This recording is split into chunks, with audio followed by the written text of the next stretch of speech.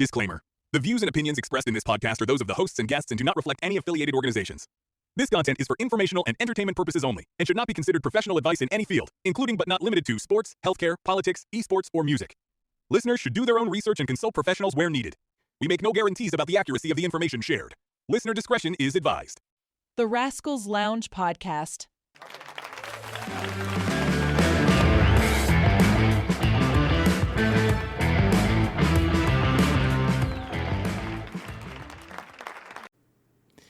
Ladies and gentlemen, welcome to the Rascals Lounge Podcast rebrand. Well, guys, I got a special guest, and this guy's a friend, a long time friend, a guy I looked up to when I was young. I used to watch him. This is the GOAT, Michael Jordan, and Fatality. Trust me, this guy is a 12-time world champion in 5 games. That's how good he is. Esports Hall of Famer, Lifetime Achievement Inductee, and founder of FATAL1TY gaming hardware. It's my good friend, Johnathan Wendel. What's up, Johnathan? Hey, what's up, man? How you doing? Thanks for having me on the show again. Yeah, man. It's been a minute, man. How's life? It's been good, man. I this last year, I been diving into a lot of extraction games. I really love playing extraction games lately. There's one game called Dark and Darker that I've been playing a lot of. But I really think that extraction games are somewhat of the future of gaming that is going to be more hyped and more exciting in the coming years. I think we went through the Battle Royale phase, and I think the extraction games are going to have a little bit more excitement for 2025. But even last year, I played Dark and Darker probably for like most of the year. And I thought it was game of the year, personally, in my own personal, rating system, I guess you could say. But I had the most fun playing Dark and Darker. It is a slow-paced game. It's very slow.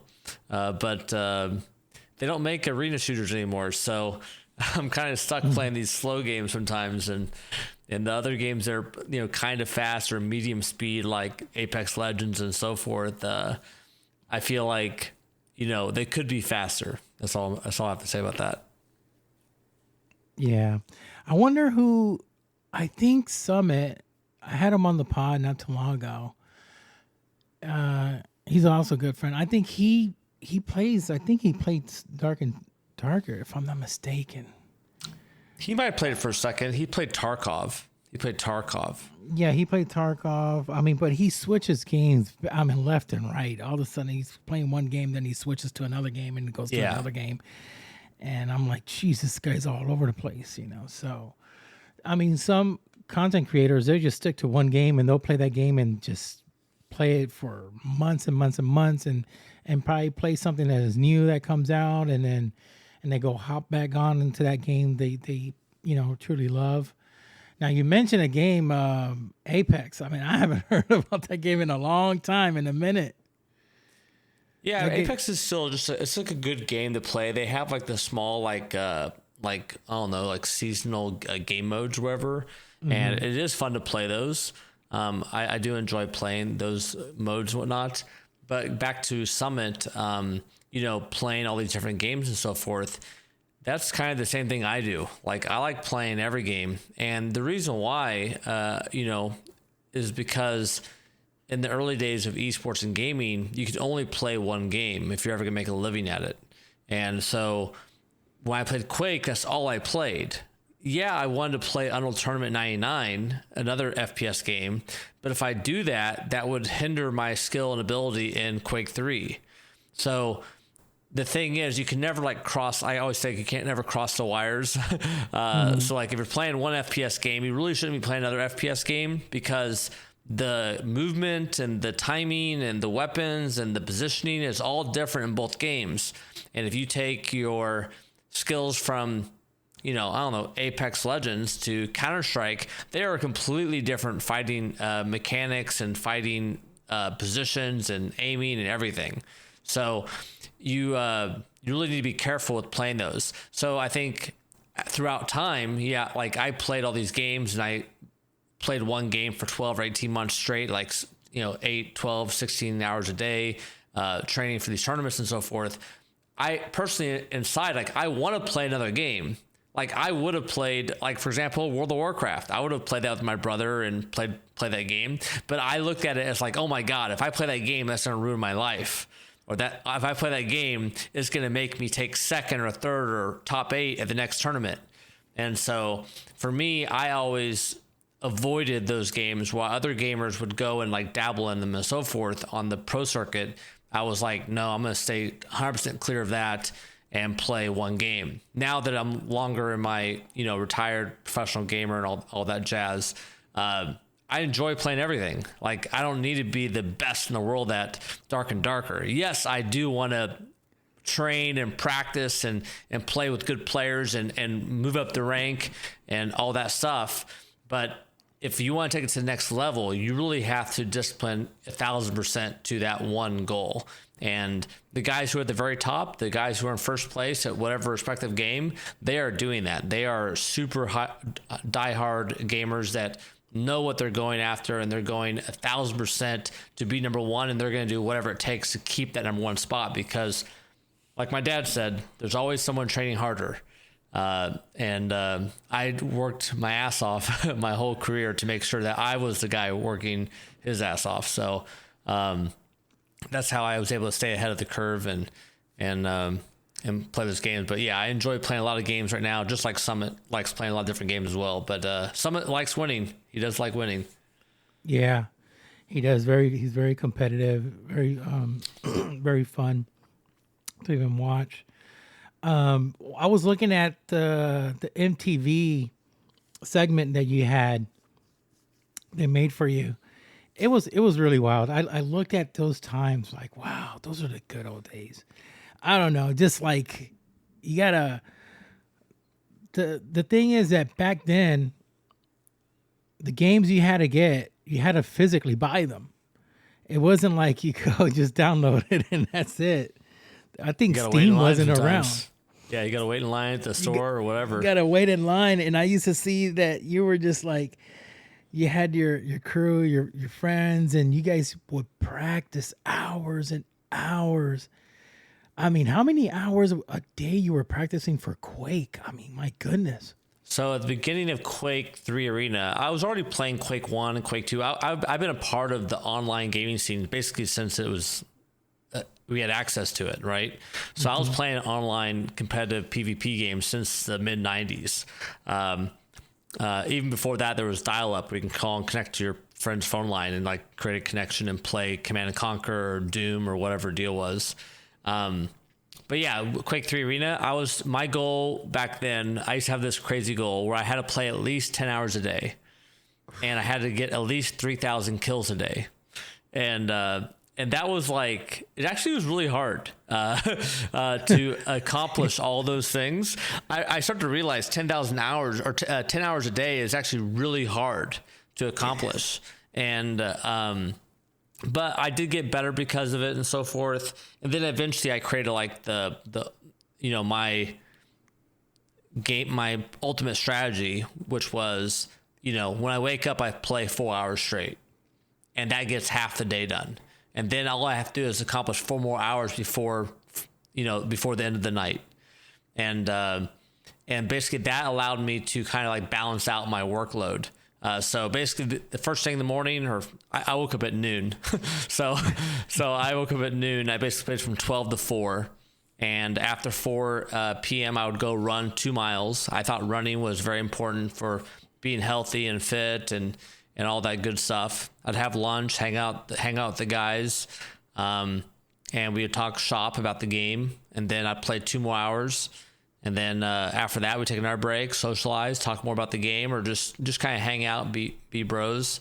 And then basically we would try to do another 2 more hours before the end of the night. And then I'd go to bed around 4 a.m. and then I'd wake up at noon. So that was kind of like my 8 hours of sleeping. I still got my 8 hours of sleeping, but I like going to bed late. I like going to bed at 4 in the morning. That was like my thing. I go to bed at 4 and wake up at noon. And that was the schedule I was on. And it definitely worked. And, sometimes I would do a 17-hour stretch, 19-hour stretch, like day where I just kind of overkill it. Like go like, just one day, just don't sleep one day. and Oh gosh. but that was like more for like overtraining. So I would like to overtrain at least once a month. And what that would do for me, it would help with my hand-eye coordination, it would help me with my reflexes, it would help me with a lot of like things in the game where I would have like these instant flick shots. I'd have these instant moves with my hand that would go exactly where I want to go in the least amount of time possible. And so that overtraining that I would do would really help propel me to another level. And I thought once I did that, the next day I woke up, I was like hot, like I was ready to roll. And so for me, that was like, my secret sauce was like that once a month I would have that kind of overtraining day or night or full day gaming event. So luckily I had a guy I could train with, and I had like 4 or 5 guys live in my place, but most guys had no endurance. That, some guys would get burnt out after 2 hours, 4 hours, 6 hours. Like and me. I found this one guy from Finland, and I always tout him as like the second hardest training gamer in the world, right behind me. And so we were playing forever, and he ended up. It looked like he was gonna pass out. At the 19th or 20th something hour, whatever it was. And I was like, dude, it's okay. I will forever tell a story about you. His name was Isaki. I call him Isaki. He's from Finland. And I go, you're the second hardest trainer in the world. Like you are, you train just like me, but just not there. You look like you're going to die. And so anyways, we had a lot of fun and a lot of laughs, and but the people I trained with were my friends. So I always said like half the day was work and half the day was play. Wow.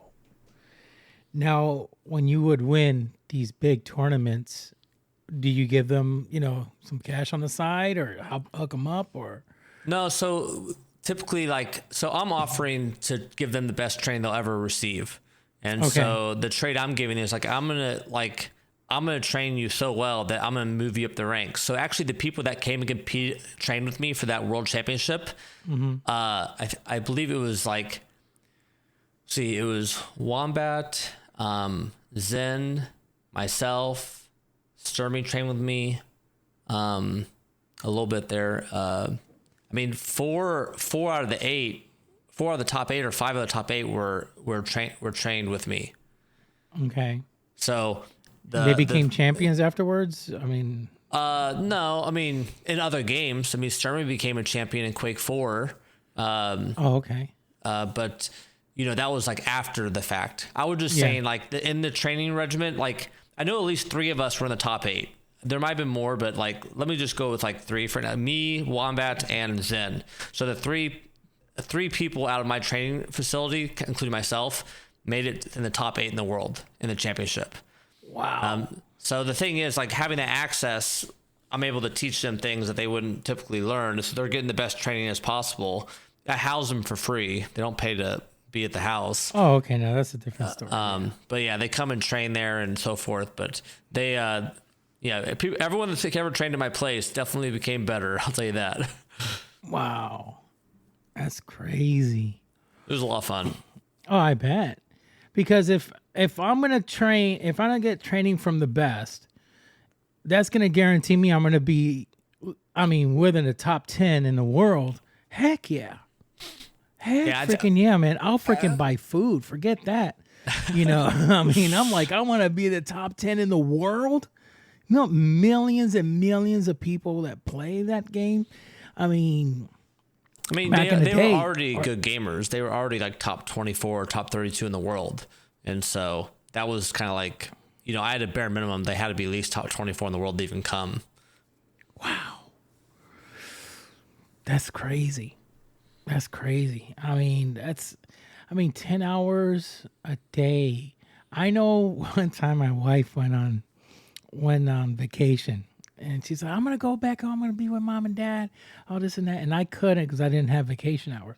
So she left, and I had the house to myself. She took the kids, and I said, okay, fine. It was 3 days a weekend.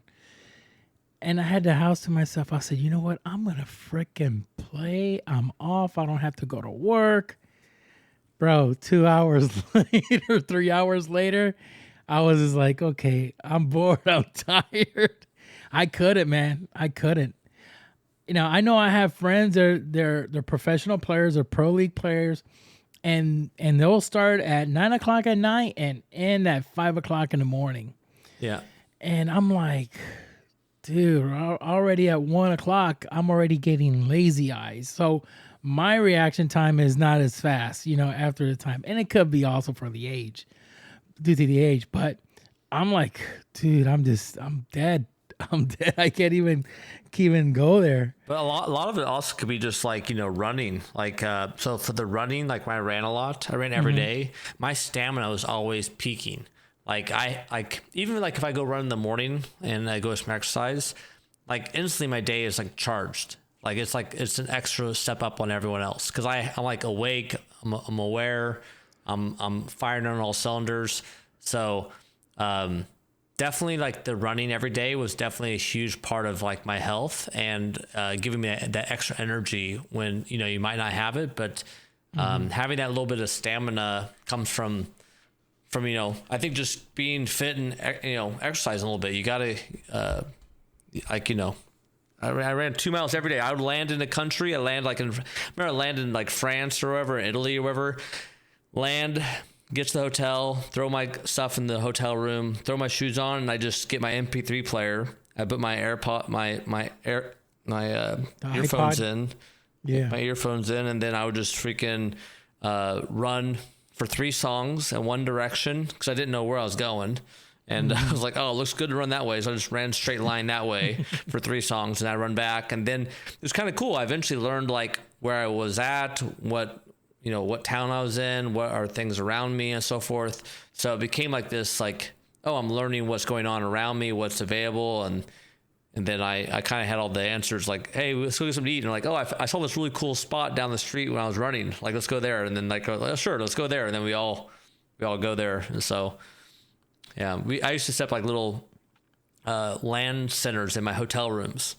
And then I would invite like, select people to come over and train with me. And that was kind of how I trained in private a lot of times for tournaments. That's wild. That's pretty neat. I never heard of anyone do that. They'll go to the hotels where they're visiting and just like put their stuff away and just start jogging and going out for a run. And I think that's a really good thing because you get to feel how it is, living in that country. You get to know the locals. And that's probably the best way, because while you're running, you probably see a bakery and say, man, I want to go eat there. I see the locals eating there. Versus eating in the hotel is different food. They all fancy and whatever, but the locals know the good deal. If you ever get to meet a local, that's always the first thing to do. Like if you can meet a local, you'll go to places that you've never been before, and they'll take you to all the good spots. And whenever I go to a new city, I try to find a local for sure. But when you're training for a tournament, I think there's also the other side of it is like you only have so much time in the day, so you don't have time to go explore. You got to practice, you got to get ready, you got to be like sharp and ready for the tournament. So sometimes eating the hotel, like the hotel breakfast, is perfect for me because it's right downstairs. Correct. And I can go right back upstairs and start training. And one of the things I had with food, I used to A/B test myself a lot, like on performance wise. And so I would eat a huge breakfast, like the biggest I could possibly eat, and make sure that my first match wasn't for 2 hours after I finished my meal. Because I want my body to digest the food and not be wasting all energy, like, dealing with the food. I want to be dealing with like winning this match. And so that was, and then basically I would not eat the rest of the day. I would just have one big breakfast in the morning. I'd eat as much as I could. And then I was not allowed to eat until after my final match. So there's no lunch break. There's no, like, I don't do that. I don't touch that. I just, wow. I think that's like letting your guard down to some degree. And, and so, I've tried to have lunch before and it backfired on me big time. And so I just know that my body specifically, like if I eat food before a match or eat like whatever, it's going to drain me and like slow me down. And so those are the like little tips that I was able to execute and kind of figure out on my own. Like these are the things that work for me and don't work for me. And I'm sure everyone's different. But this is how it worked for me. Well, nowadays you see a lot of these players when in tournaments and they're playing, you see them with energy drinks. You know, obviously they're covering it up due to, you know, copyrights or whatever. But I know for a fact they're drinking an energy drink because I know a lot of them. So they're trying to replace that, which is, I don't think is like, I think the natural way, the way you were doing it is like the best way to do it, to be really honest. Unless if you want to go for coffee, but yeah, while you're eating, if you eat something very heavy and you go like 30 minutes or an hour to a tournament, your brain is like, hey, wait 1 second, I'm trying to digest this food, and you're competing in a tournament. You know, your body's gonna go crazy. That's why it backfired on you. You know, because your body's doing a couple of things at the same time, and then all of a sudden you feel your body sometimes wants to relax after you eat. You know, a lot of food. You want to like lay back and relax a little bit and take a chill moment. But it's, I mean, I could assume you eat a heavy meal. I mean, to play, it's a bummer. Yeah, I think like the backfiring, like, I mean, that's the word I use, but it's like, it's more the A/B testing. Like I was like, you know, I'm going to try this out. And it was like at a qualifier. It wasn't like that. It wasn't like, it was still a big deal. But like, I was like, I just wanted to experiment a little bit. And for me, it's like, even during like my, world tour year in 2005 with Painkiller, I was experimenting even during that season because we have like 10 or 11 games all season, 10 or 11 tournaments all year. And the last one's the biggest one. So I'm like, well, might as well do a lot of A/B testing on the way up or on the way through the tournament and find out what works and what doesn't work against the best players in the world. And so, A/B testing is like very important to like, you know what's possible. Sometimes like, you know, can you be really defensive and win? No. Can you be really aggressive and win? Maybe, not really. It can backfire too. It can backfire. And so it's like, you have to find this perfect balance. And, you know, eventually at the finals, I had all these rules. I was like, okay, don't ever do this in this situation. Don't ever do this in this situation. And like, you have all these rules and it's like everything else, like, okay, I just got to do the best I can in these situations. And hopefully that, you know, propels me to win. The thing is, I was trying to take out the variable of like dying like to a telefrag. So I actually lost in Sweden to a telefrag. I was winning the game, had control, everything, and I was going to win the tournament, and I got telefragged. And that literally changed the whole momentum of the game, the match, and then obviously the finale. I ended up taking like, I think I took second or whatever. And so I was like, gosh dang it. Like, so then I was like, I'm never going to that teleporter again.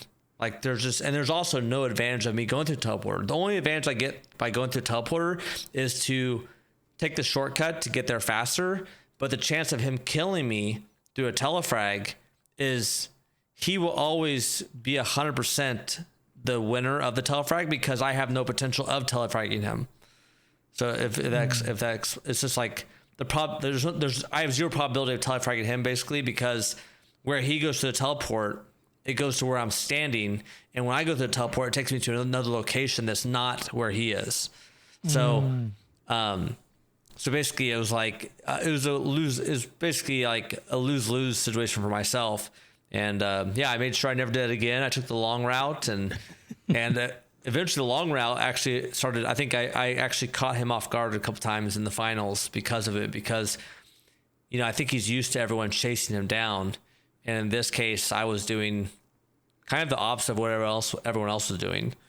And but it definitely worked out in the finals. I ended up winning that $1 million world tour. It was pretty sweet. How much was that one? That prize? It was a $1 million world tour. Wow, that is big. That's good money. Yeah, we were this is actually when this is before Twitch. We were live streaming to MTV Overdrive. And we had over 90 countries tuned into our final match. We took up more we had more people watching our finale than the Video Music Awards for MTV. That's how much traffic was watching us play. And that was back then. It was before Twitch. It was before all that stuff. Before all that, yeah. Yeah, this is 2005. 2005 is not that long ago. I mean, yeah, that's 20 years ago now. 20 years ago. Yeah, it doesn't feel that. It's like, man. Yeah, I think esports is just a phenomenon. It's like just from the, I've been playing tournaments since 93, technically. I mean, I played my first video game tournament at a Blockbuster playing NBA Jam. Then in 1996, they had these tournaments for Quake 1, and I started playing Quake 1 with, internet cafes around Kansas City, and I played online a lot. And then, I won every tournament for 3 years locally. I never went to the big ones, like the ones that Thresh won or any of that stuff. Like, I wasn't a part of...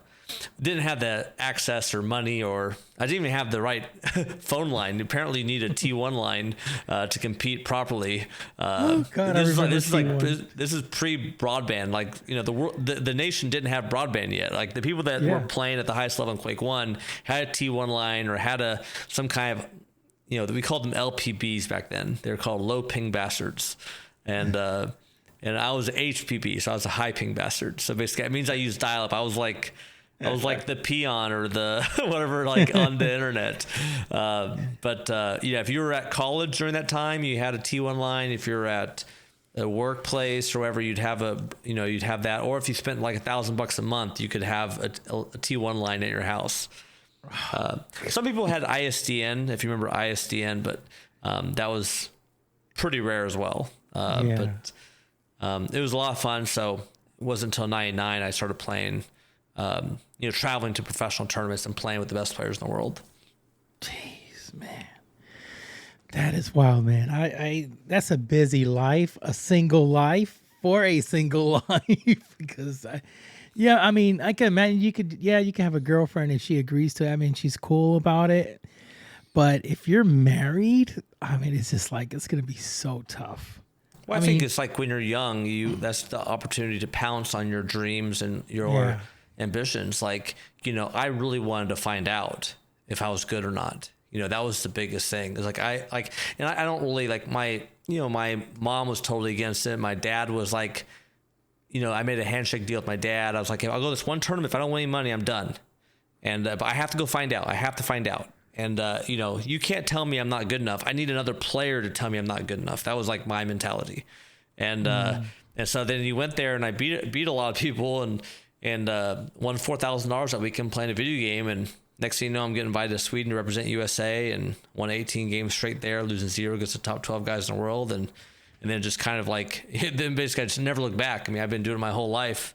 But that was the beginning of it. And yeah, it was just, a huge passion of mine to find out, to see if I belonged and see if I had what took to win.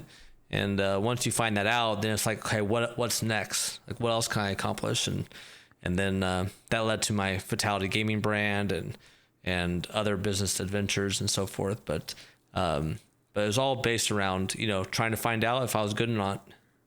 Wow. Now, question: was it MTV reached out to you to do that segment about you? Yeah, so MTV was looking they were following 4 different gamers. So they're following a guy that played Golden Tee. There was like a gaming team that played console games in tournaments. There was the old Pac-Man champion who like won like back in like the 70s or 80s. He was like the Pac-Man World Champion. Okay. And that was back like when you're just competing like versus high scores, not really PvP. Correct. And then they wanted to cover me because I was the reigning 3-time player of the year for CPL. And CPL was like the NFL of gaming back then. Now CPL is gone and so forth, whatever. But that's where all the best players competed and played. And they were doing a game, Unreal Tournament 2003. I never played Unreal Tournament ever in my life, really. I mean, that was like not my game. I played Quake. Remember my rules about crossing the wires? Mm-hmm. Don't go to the dark side. Don't do it, And so at that point, they were announcing the prize pool for the tournament, and I had 3 months to train for the tournament. And I was like, you know what? I'll dedicate 3 months to Unreal Tournament. And it was really funny because the community in Unreal was like, well, you know, Unreal players are better than Quake players. That was like the old thing. God. It was like Unreal Call of Duty versus Battlefield. Okay, here we go. Yeah, exactly. It's basically what the drama was, and who was better and who wasn't, right? And so I was like, yeah, that's cool. I'll represent the Quake community and I'll go play Unreal Tournament. That's a cool storyline. I like it. And so I went there and I played and I trained as hard as I could. And if you watch the MTV special, I had no idea how I was going to do. All I know is I trained as hard as I possibly could to be here right now. And apparently that was enough. I won. And the guy was like, so what do you think about a Quake player winning at Unreal Tournament? Like, that's kind of like, it's solidified. Quake players are better than Unreal players. And then the guy says, we didn't lose to a Quake player. We lost to Fatality. And that was like the hugest compliment I ever received from Unreal, you know, from that's sweet. Yeah, it was pretty nice of him to say that. But yeah, I mean, I won multiple championships in different FPS games, and FPS genre is definitely my discipline. Jeez. Okay, wait 1 second. So you're telling me you trained for 3 months and you won the tournament? Yeah. Oh my God. You know what it is? Because I know pro players that train for years just to win a major, just to win anything, a tournament. Forget it. Yeah, but also you realize, like, when the game came out, it was still pretty new. So the thing is, you don't have, like, in Counter-Strike right now, like, I mean, people have been playing Counter-Strike forever, right? So if you bring in, like, the game's like long in the tooth, like, in the sense, like, I would say current day, like, if you were to give some gamer a chance to, like, go for it, he'd have to come from a pedigree of already playing competitively, for sure. I would assume, to win a major ever. Correct. It's already so impossible in the first place. It's like very hard to do. Yeah. But if I was to give like a benchmark of if the person was on the right team and had the right, all that stuff going for him, I mean, my rule of thumb was it took me 1 year to catch up. For me personally, it took me 1 year to catch up. And I played catch up several times. In Painkiller, I was not number one in the world. I became number one in the world. Quake 4, I joined the game 7 months late, and I only played for 6 months, and I actually won a best of 3 against the number one player in the world. And so these things, like, I kind of did my own analysis of, like, playing other people's games and going into their game. It takes a year to really figure it out. It takes a year. And that's me playing all day, every second, and, like, doing my training regimen to get there. So yeah, I think anyone that was coming out of the blue and trying to get into the space or whatever, you're gonna spend 2 or 3 years just grinding. Yeah, and maybe true. By the second or third year, you actually figure it out. But the thing is, you're playing a team game. It is so dependent on your teammates. How hard are they training? How hard are they going for it? What do they have going on in their life? Like I did. I was on a team for Quake 3. Luckily, I was able to, like, somewhat handpick the team, and we were undefeated for 2 years. That's because we had the best players on the team. Yeah. We had the best team players, and we also had the best minds on the team.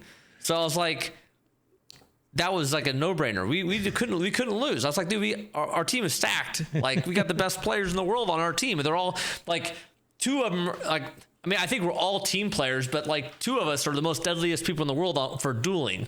So like, fighting us one-on-one is not going to be the way to go. And then teamwork, we're all on the same page. We all understood the game so well. In Counter-Strike, I went at it. I joined the Counter-Strike scene kind of late, so I didn't have the option of picking the best tier character players on the in the playing field of Counter-Strike. They were already picked up. 3D already had K-Sharp and Rambo and all those guys, and Moto, the strategist guy, and so forth. And every team already had all those players. So I was like, well, how do I form the best team I possibly can? So I started going around looking for people. I was like, hey, I will sponsor you guys. I'll fly the tournament. I'll put us in a hotel room. We'll go compete in these tournaments. But the thing is, like after 4 month or 6 month, people start like, hey, I got other stuff that I gotta do. I gotta finish school. I gotta do this. I gotta do that. And it became a very, very tough situation of getting these players. And then like one player dropping, and I was like, hey, if you drop, you gotta find me another player as good or better than you. Like, and then so I was like always like doing that. And I think at one point we were probably top 3 in the US for Counter-Strike, but it was very short lived. I mean, it was like, the amount of money I was making in 1v1 deathmatch games was far superior than I was making in team play. But I just loved Counter-Strike at one point in my life, and I played it nonstop all day, every day, every second, and I got to the top tier here in America, and that's as far as I took it. The money in Doom 3 and Painkiller and all the other games I played far surpassed what I would have made in Counter-Strike. So it just, I moved to that. But what I'm trying to get to is that teamwork and team play, you have a 5-man team, so finding 4 other players that are be as insane as you are, takes a lot of commitment. And it's really hard to find those guys. So yeah, if you're trying to get into space 2 or 3 years, but then you got to get lucky along the way, you really got to build your network of teammates that understand what you're going for and are committed to the passion to go all the way. Because if you don't have the passion to go all the way and can stick it out 2-3 years, it's good luck, man. It's so hard. It is hard. There's a team that I like a lot, and they're an EU team called Team BDS, and they're well known for Rainbow Six Siege. So that team has by far the best players in Rainbow, in my opinion. They have Chico, which is, they consider him like the Michael Jordan, like the best of that game. Okay, he is that freaking good. Then they got another guy named Lifelak, Bread, and they're all good. They're very good in the roles that they play. Okay, they just came second place on SI Invitational Major. Rainbow Six Invitational Major. They came in second. This was a couple days ago. And, they were kind of bummed out, and I know they were bummed out. So I wrote to them, and I even wrote to their coach, and I also posted it on X. I said, listen, you guys came in second place. That's phenomenal, but it's a major. But for some odd reason, SI, they put it as the biggest major of all. I said, screw that. A major is a major. Tiger Woods doesn't care which major he wins. This is what I put down. Just as long as a major. Now, one thing that differentiates you from the rest of all these cats, you guys won the Esports World Cup. And that right there is different. That hits different. And somebody wrote back and said, geez, I never saw it that way. Thank you. You know what I did?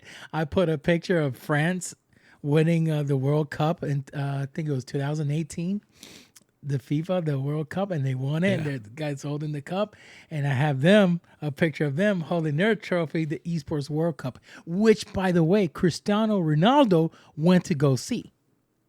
He's at that tournament. He's at the World Cup tournament. He's not in no SI tournament, no invitational tournament from Rainbow, but he sure went to the Esports World Cup tournament. He was right there watching those players because of the best around the world go to the Esports World Cup. And that's the big thing, the new thing, and they won. And I said, don't forget you won that. You have a major. You didn't win the SI major, but you won a Junkapori major. You won that one, and then you also won an EU major, but you won a World Cup. I mean, you got it made. You got it made. Now, these guys train for hours and hours, days by day, day by day, day by day. I mean, every single day. I mean, they get paid to play nowadays, even when they're streaming, making their money as well on the side. But I tell you, the devotion and the time you gotta put in is by far like the craziest thing I ever seen in order to become the best. You have proven that because you will spend hours and upon hours and hours in training and training. And on the long run, you became the best. Kobe Bryant, they did interviews. You could even hear other players talking. Man, I wake up at 7 o'clock. Kobe was already there training since 5 o'clock in the morning. That's how it is. And he's a legend. No matter where you put him, Kobe will always be one of the greatest players, basketball players of all time. Because the amount of effort you put in is the results going to come in the long run. You're going to win. You're just going to end up winning. Yeah. It's like when it becomes like walking, that's the secret. Yeah. It's crazy. The more you do it, the better you're going to get. Yep. I mean, it's like me, and I'm just giving an example here. At my work, I'm an EKG specialist. I look at rhythms. People just see scribbly lines. And me doing it for so many years, now I see sections of the heart. That's what basically it is. So people see just scribbles going up and down and all this and that. I said, no, that's giving me like an encyclopedia. I could see that sections of the heart and what this means, what this point up here means, what it means when it goes this down, what it means this. And, it's totally different. You see everything different. People that train and they practice and train. I played with one of the, like I said, buddies of mine that are pros. I said, okay, let me play with you, but I don't want to play a ranked match because I know I'm going to be a burden. So we play unranked, something that's not ranked, just, playing around, goofing around. And just with that alone, I'm already stressed out. I'm like, geez, I can't play with you guys no matter what. You guys you're playing this game like in a level that I don't even understand what you're doing. And first of all, I feel like I'm a rookie. Like I just started this game yesterday and I've been playing this game since beta. Yeah. So I'm like, no, I gotta step back. I gotta stay in my lane.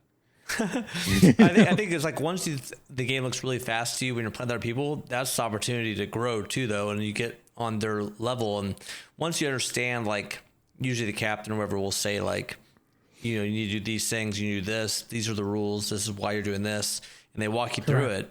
That helps a lot. I used to do shock therapy with some of the players that would try to come play on our old Quake 3 team, and the guy took the quad damage. The quad damage is like the most powerful item in the game. It gives you 3 or 4 times your damage output. And so I was like, and he took it, and I was like, dude, we have complete control over the environment, and we have the opportunity to select who takes the quad. You don't just take the quad because you're closest to it. Everyone's already dead. So right now, you only sit by it and stand by it so that if they do show up, you take it because of panic of them getting it. But in reality, if we have this opportunity, whoever has the better gun, like, so if they have a lightning gun, definitely give it to the guy with a lightning gun.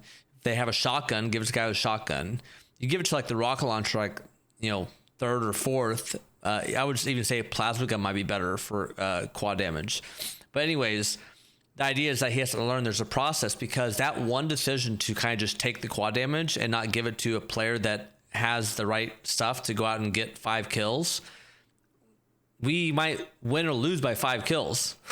So this moment is actually very, very important, because if we're able to propel from this moment, we might get 5 kills, but that 5 kills might lead to another 10 or 15 kills because they're panicking or they're upset or whatever deal is. And so it's very important to, like, these very small moments in the game, you have to be very smart about it, because it allows you to make the right move for the longevity of the game and win. Wow. That's wild. Yeah, everything propels. Like, I had this one trick in the game. It was really dirty, and so I only. I think we all have one of those tricks. I was in a tournament and I was playing against this guy. And we're playing the map called the Campgrounds. It's DM6 on Quake 3, and so at the yellow armor, you can fall down this jump pad and make no noise, 0 noise. I mean, you're falling a long ways. Usually, there's always like a duh. Like, you can hear it. Yeah. And everyone knows it, and they all know you went down. Well, he thought I was up there still, and I fell down quietly, and then I walked right underneath his feet. He's on the second story. I'm on the first story. So I'm walking underneath them. And then right when I get just underneath them, I start jumping and making a lot of noise because I want to irritate him. Yeah. And then he thinks he has the backward step and the advantage to get to the red armor before me because he has a shorter path.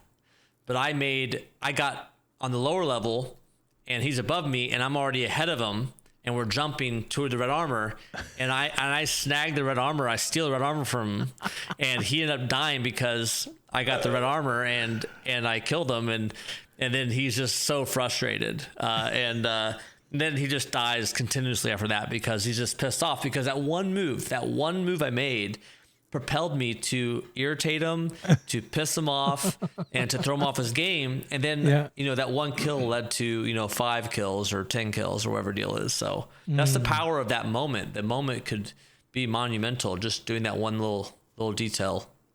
Jeez, that's wild. When afterwards, did they kind of found out that trick, or was that a trick well known between the top players? No one knew about the trick. I was the only one that knew about it. Yeah. Oh. So I pulled it out. Like no one knew about it. I knew so many little tricks in Quake 3 that I never shared. And wow, that's crazy. I ended up sharing a lot of them. I was on G4 Tech TV. It was like a gaming channel here in America. And they were like, "Hey, do you have any tips or tricks you want to show us?" And I was like, "Yeah, I got a handful."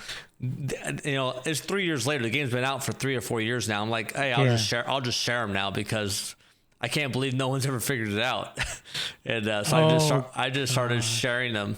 And but yeah, I had some tricks I knew, and it wasn't often you could use them, but it's helpful. Like if I can fall down this this jump pad area and also not only do I make no noise, I take no damage as well.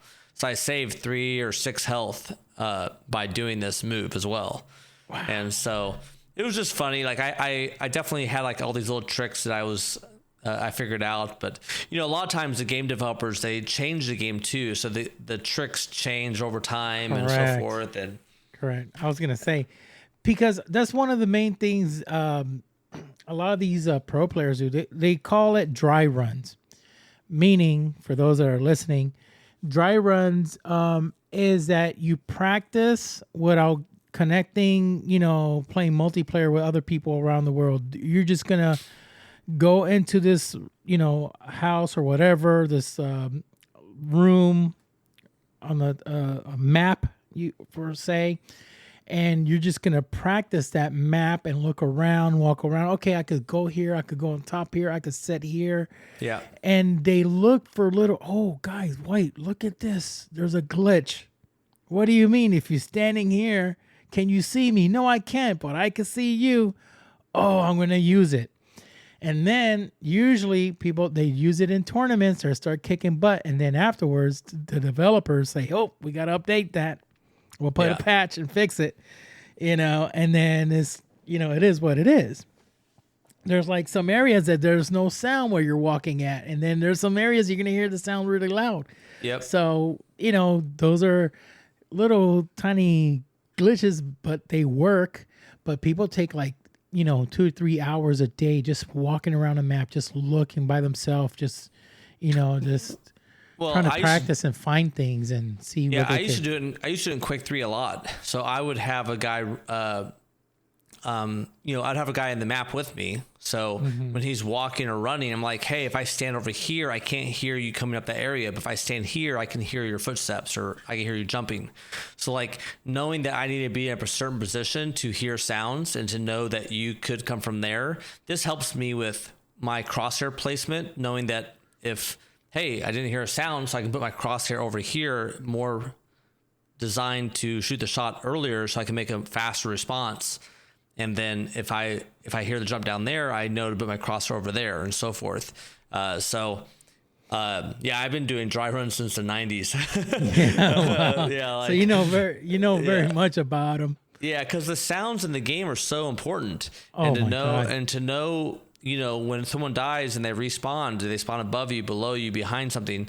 We've been doing this since, Quake 1 was probably the first time I ever did it. and that was 1996. So dry runs were very popular even back then because you want to know what you can hear and not hear. And Right. I used to. There's just one map I was undefeated on it. It was called DM2 Claustrophobus, something like that. That map, I knew how to walk around that map and make no sound. I mean, like almost like I was silent. And so only time I made sound was like when I had to or when it just had to be done. But yeah, you could hear sounds throughout the map. And yeah, if you ever hear like any of the top players from back in those days, they always talk about the sound, hearing the shards of picking up armor and all that stuff. It's a dead giveaway. You're basically telling the opponent exactly where you are. And now I know, oh, well, I got 5 seconds to kill. I can go do whatever I want for 5 seconds and get in this position, and I'll be in the perfect spot or not because I heard that sound. And so definitely the dry runs and listening to sound cues can definitely lead to a huge advantage of crosshair placement, knowledge of where you can go in amount of time from that sound cue, and so on. So you also can shoot some shots in that direction early and maybe get a little extra damage off.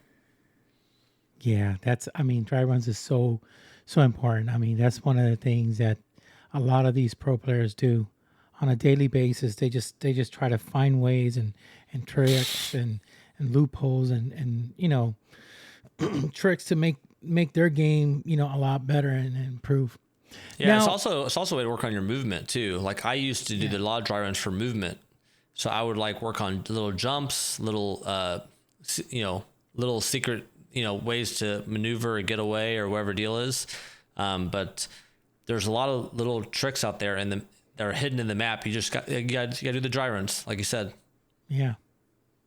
Now, Johnathan, there's one thing I want to ask you about, and this is switching the topic a little bit here. What's gone with ASRock? Are you still part of that company with your motherboard, knowing that you have had something special deal with them, that they had motherboards, and use your name, the Fatality Motherboards Edition? Yeah, so we worked with a company called Abit. Abit, that's how we actually launched the whole gaming division, the Fatality Motherboard line. So we were the first gaming motherboard in the world. After that, you saw like Asus, Republic of the Gamer copy us, and MSI. Everyone started coming with their gaming divisions for their companies. And so after we worked with Abit, we had a lot of success with them. We did an event on the Great Wall of China and all this stuff. Then eventually we joined ASRock in 2010. And I worked with, it was a 4-year deal with an added 4-year deal. So it was 8-year deal. So it goes to 2018. But we had a little bit extra cells that were still available for the next 3 years. So we worked together for about 11 years. So we just didn't renew the contract. And so I've been looking for a new manufacturer to work with. But we worked with, we made gaming motherboards for 17 years, with Abit. They were the best. With Abit and ASRock. And so a lot of those companies now are trying to, create their own like gaming brands. They're not really they're just like made up of thin air brands. Yeah. But yeah, the Fatality gaming motherboards was like, we were the first one to do it. And we did it for 17 years. And yeah, I've been looking for another manufacturer to work with, or just change the business model of of figuring out what is next for Fatality brand. If we're not making motherboards anymore because the margins are so low, what other opportunities does Fatality have to go into? So that's what I've been working on currently right now. There's so there is, graphics cards you could get into. So Fatality brand has made like everything under the sun almost for computers. You made headsets. You made, everything. Fatality editions were like top of the tier. Yeah, so the headphones was like my number one seller. But also I would say motherboards was like number 2 or I might have sold more motherboards than I did the headphones, but I sold over 2 million headsets. And But we were the first gaming headset on the market. We were the first headset for gamers that had a microphone attached to the headset. It was also detachable, so people bought the headphone not only for gaming, but just for a normal pair of headphones. So we captured the market very well there. I picked the price point for that specific product because I know gamers are sometimes violent and they want to break things. But when they buy a pair of headphones for $40, $50 and they're good, if they break them, they're just going to buy another pair. But if a person's buying a $200 or $300 pair of headphones and breaks them, they're like, you know what? I'm going to look at other $200 or $300 headphones, you know? So that was my kind of like my brain thinking of like what gamers will do, because I remember breaking my headphones and I went back to the store and bought the exact same pair because I loved them. Yeah. And I was like, and they weren't that expensive. They were $40, $50. So it's like, that was the secret sauce, because I had so many gamers come to me. It's like, you know what? I broke the headphones because I threw them. I got upset, but you know, I love your headphones so much. I went and bought another pair. And that's perfect for me as a business owner. Like that a customer is like, they love my product so much, even though if they break them, they'll buy another pair. But it's also because, you know, it was on them. They freaking slammed it down on the table or threw them off or wherever they did. I mean, it's like anything. If you break, like, I don't know, your baseball bat or golf clubs, like people get frustrated in the sports world a lot. I used to punch a pillow a lot when I was playing in my days. And my dad, he yelled at me one time because I broke a keyboard. But the problem was, like, I broke. It wasn't my keyboard. This is back in the early days of, like, this is like how I really found out what gamers needed, because there were so many things that I was using on a daily basis that was annoying the hell out of me. And that's what gave me the interest to build, you know, make large mouse pads, to make gaming headsets that had a microphone so I could talk to my teammates. You know, all these like little details that didn't exist in the PC market. And it was just the beginning. It was like the beginning days of, like, what is an esports product? So companies were coming at me like, you know, what is a good keyboard? Well, a good keyboard is one that, like, when I hit AS and hit spacebar, the spacebar works. The spacebar works. Like, there'd be a lot of collision with these keyboards where if you hit AS and then hit spacebar, the spacebar would not work. Like, doing these three keystrokes at the same time would not work. So if I'm jumping back and going left and hitting spacebar, I'm not going to jump. Well, not jumping when I'm in this map called Turning 2 and Quake 3 meant I fell into the void and died. And so, and it happened all the time. And so I was like, I need to go buy another keyboard. But, you know, we didn't have a whole lot of money back then. Like, going out and spending $40 on a keyboard all the freaking time. Like, so I would buy every keyboard known to man to find a keyboard that didn't have a AS collision or didn't have, like, these weird things. And I would play with it nonstop until it passed my personal testing. Anyways, long story short, I smashed the living crap out of that keyboard in the front of my dad's house.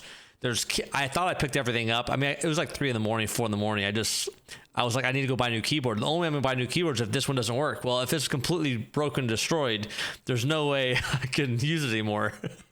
So that was like my mind of, like, spending the money. Yeah. I mean, I was 18, so you have to understand, like, I was like, you know, $40 back then was like a good amount of money, since I only had like $500 in the bank account. So crazy. So anyways, so my dad was like yelling at me not yelling at me, but he was like, I found, like, you know, the F12 key and the delete key and the backspace key and the bushes. And I'm like, oh, I thought I picked it all up. It's like, what happened out here? I was like, oh, I came out in the middle of the night and I just, you know, grabbed the cord and just smashed and jumped on. I did the Office Space thing to the keyboard. And so it was pretty funny, and, you know, I got another keyboard, but that's what led me to finding, like, keyboards and mouse pads and gel wrist pads, and, you know, I made graphics cards, I made RAM, I made power supply units, we made cases, we made almost everything for the computer. And the thing is, like, you know, the margins in that space now are very tight.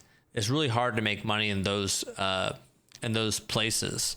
So manufacturers in general will just do everything themselves and create their own in-house brand, and then they'll just do that. So that's what I've seen over the years, is that everyone, when they try to downsize and cut corners, they cut corners, and they want to make their own IP, and they don't want to pay for an IP like mine. Well, the problem is, look, Asus has the Gamers of the Republic, right? Yeah. But I see Gamers of the Republic. That's their brand. That's their brand, but I'm going to be really honest. I don't see it as anything good. Now, if I was to see a Fatality edition, boy, I'm just like, okay, this is the Bugatti in there. Everything is tweaked up. I know everything. You customize it. You go, I need this. I want it to be like this because it's superior. Once I see Fatality, I knew forget it. Yeah, and that see, was Gamers of Republic. That's it. For some odd reason, I think of Star Wars, and it just like it freaking sucks. I don't know what it is. I see Gamers of Republic. I say, oh, I'm seeing Star Wars, and I don't want to be thinking about Star Wars.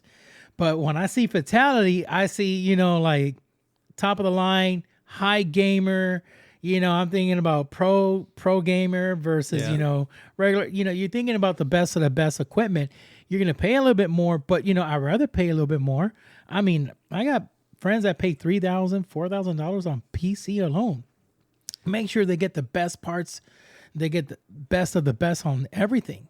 Yeah. I really wish you could come. I mean, there's a company out there that picks you up. Yeah, I mean, if I find the right manufacturer that believes in the mission to making great product and make sure that it does what it says it's going to do. I mean, the whole point of putting Fatality brand on products in general was that it means gaming.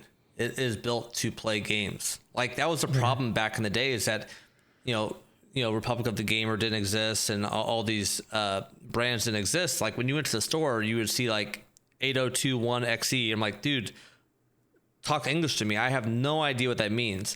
And that's what sparked me to get into the branding business and so forth. It's like nothing in here says gaming. It's like when you think of Nike, you think sporting goods, you think of athlete. When you think of Fatality, you think of gaming. So that was like the whole idea, was to build that brand out in that capacity. And definitely that's something I will continue to always look to accomplish and do. I am launching some things on fatality.com on my own website, but it's still we're at the beginning stages of me manufacturing myself. So I'm reaching out to manufacturers to develop product for myself, and I will release just under the Fatality brand 100%. And so that's what I'm working on currently right now. But right now we have no immediate product people can purchase this exact second. Wow. So ASRock. I mean, ASRock is known for their motherboards. Yeah, are they still around, or what? I haven't heard about them in a while. Yeah, I mean, I'm sure they're still around. I mean, basically they were a very budget-friendly, low-cost motherboard company. And the reason why we signed with them on our Fatality brand was to bring their awareness up to the mid to high tier clients that, they make better than just low-end equipment. So the whole point of the Fatality branding with ASRock was to raise awareness that ASRock is a player in this motherboard space. And we worked with everyone. We were at CyberPower PC. We were at all the biggest manufacturers across the world. I would go to Japan, go to IT malls. I would have motherboards lined up at 2 stores next door to each other. And in America, we had Micro Center. We had huge stations. We were selling a lot of AMD boards at one point. We sold mostly Intel boards, but we did both. We did Intel and AMD. AMD actually did really well. We had some really good Fatality AMD boards. And it was, for me, it was an absolute blast. I love traveling to all the shows across the world. I can't tell you how many times I've traveled to around the world promoting our motherboard line. Some of them were pretty fun though too. I remember I was in China or somewhere in Asia, and they had a fashion show. I had to dress up as as a model. So I'm wearing a Dolce & Gabbana jacket and the whole thing. And they have these girls walking me down the stage, and we're doing this big announcement, and we have all the media there from China or whatever deal is. And it was a lot of fun. We had a really good time promoting the Fatality brand with ASRock and with all of our partners. I mean, Creative Labs, Sound Blaster was amazing. I mean, we had the most fun ever. I bumped into some of the guys recently here at CES this year, and they were like, you know what? That was the best times. That was the best. We had so much fun. We had fun doing our shows, and we had a great crew, great team.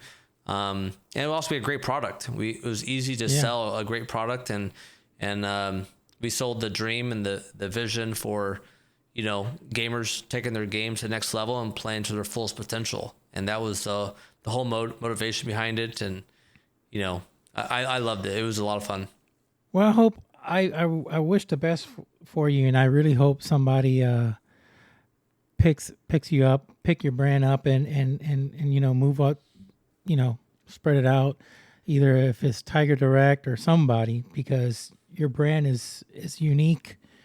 I always know that Fatality. I mean, Intel, they're making graphics card now, and let's see how that goes. And hopefully somebody in Intel say, you know what? We needed a Fatality edition now. Fatality motherboard and a Fatality graphics card. Let's, hey, because, I see Intel graphics card, like the budget ones, and now they're trying to like compete with NVIDIA and ATI, and I kind of I kind of doubt you're going to go up there. But so far I've been hearing good things about it. So I don't know. Hopefully somebody reaches out to you or you to them and say, hey, what do you guys think about having a Fatality edition? Yeah, Who knows? I'm always working on my brand and constantly looking for opportunities and so forth. And for now, I'm controlling it myself, and I plan on releasing some, easier product lift items to FATAL1TY here soon. And until then, you gotta definitely check it out when I release it. But that'd be awesome. I'll probably have it out later this summer, fall. Cool, man. Cool. Well, listen, Johnathan, thank you so much for this moment. I know I'm cutting it a little bit short this time, but it was a moment that we could squeeze in, and This was an hour long. This is an hour long. This is short because the last time I go for 2 hours. Oh my gosh. But I had to now my schedule and got to pick up my son soon and all this stuff. I was like, man, I could go for more. I know with you, and I was hoping, but you told me, can we do it now? I was like, oh, it's either now or never, because I know you got a busy schedule. Yeah, I'm leaving here in about an hour as well. So yeah, you see, so I was like, dang.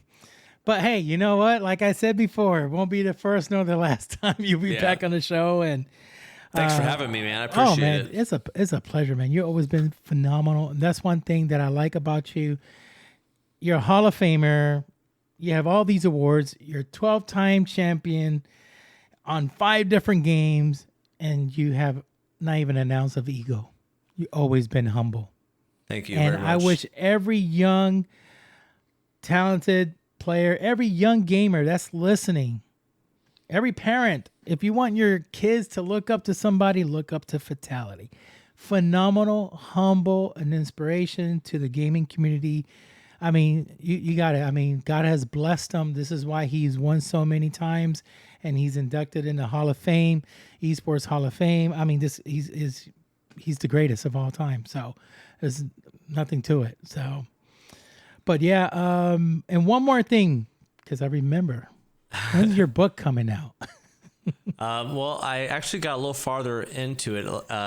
I would say it's still a ways away out, but I think it's more about timing of knowing when to release it and make sure it catapults with other things I'm working on or things that are happening in the space. So a lot of it comes down to timing. But I have gotten, all the chapters written out to, enough that like there's chapters written out, there's a storyline, there's all the 10 or 12 lessons to be the greatest in the world, or like whatever the deal is. But it's just timing. Timing's the biggest thing. But I've been trying to make sure people can take something away from it. Like, the reason why I said 12 is because I won 12 world championships, like 12 lessons to becoming a world champion or whatever it is, right? But like make it so like if someone would just scour through it and just read 12 things, they could read 12 things in the book. But if you want to get in the nitty gritty, you can actually read the chapter. And so I'm trying to make it easy for, a lot of us have ADHD and it's hard to get our focus for too long. Like me. So I'm trying to make it very easy, and once you see a thing like, oh, I want to learn more about that, then you read the chapter, right? Then you read it because you're interested in it. Yeah. Your dopamine kicks in right then and there. Yeah. So, well, listen, tell everybody where they could find you, all your socials, your website, links. Yeah, X, I mean, everything. Obviously I'm Fatality, FATAL1TY. I'm on fatal.com, but you can find me on Twitter, YouTube, Twitch, basically everything. I live stream a good amount too, so if you follow me or subscribe to my channels, I'd appreciate it. And I do community nights on Mondays, so if you want to join my community, come to discord.gg/fatality, and you can join us. And then on Mondays, we try to do a community gaming night every Monday night, and I usually hop on there in the channel, and we can get some games in. We try to find fun games to play and see what the community wants to play. But right now I've been playing Dark and Darker, but I'm definitely looking for something else to play too. So let's find the next game to play. There you go. Okay, man. Thank you so much. It was a pleasure, true honor. Okay, folks. Till next time. Peace.